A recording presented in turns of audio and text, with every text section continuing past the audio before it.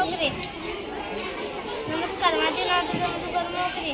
मी सध्या 4वी शिकत आहे. माझ्या शाळेचे नाव जिल्हा माध्यमिक विद्यालय मानोचोल. मी आज गणित सूत्रानिमित्त फ्रॅक्शन हा गणित केला आहे.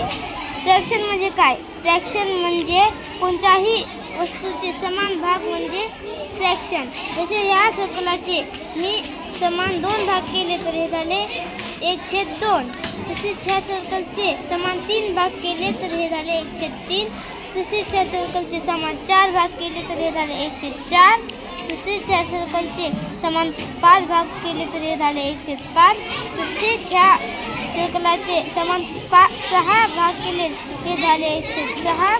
तसेच ह्या सर्कलचे समान 7 भाग केले तर हे झाले 1/7.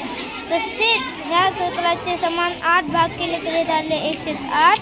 तसेच ह्या सर्कलचे 9 भाग केले तर हे झाले 1/9. धन्यवाद.